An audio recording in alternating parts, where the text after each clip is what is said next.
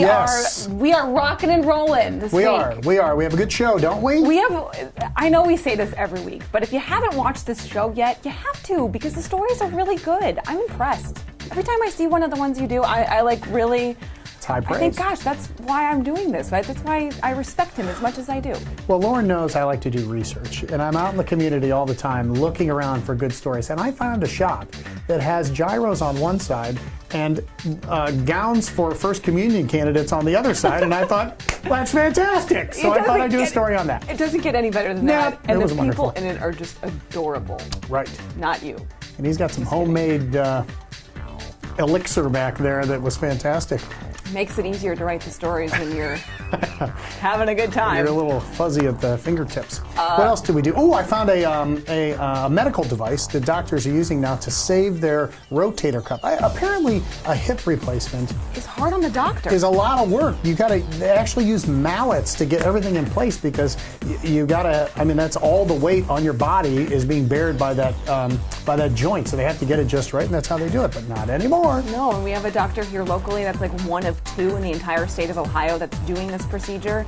And it seems like it would be safer and easier for recovery for the patient. I'm thinking all of this works together. It's been fantastic so far. Speaking of fantastic, a place that you have not been yet and you need to go. What is it? Molnar Farm. I have not been lately in the last couple of years. Right, in the last couple of years. But they have a beautiful, gift shop and fruit farm and fruit stand that is just out of this world.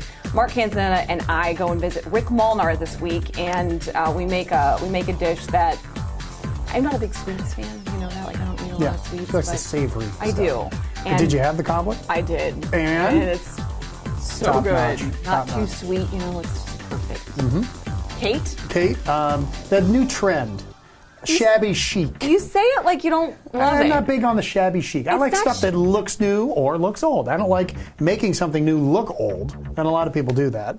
But this isn't really that This case. isn't even shabby chic. So, Kate, when you're watching this, I know you're going to be like, Michael, it's a modern farmhouse. Okay.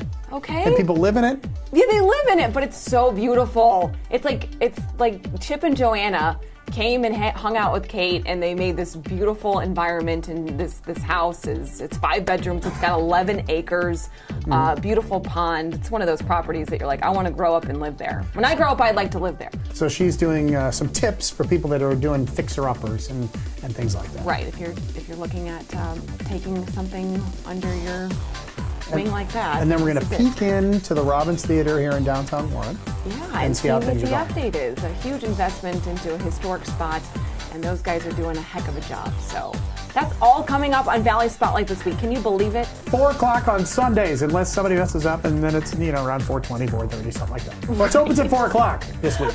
We'll see you there or valleyspotlight.com.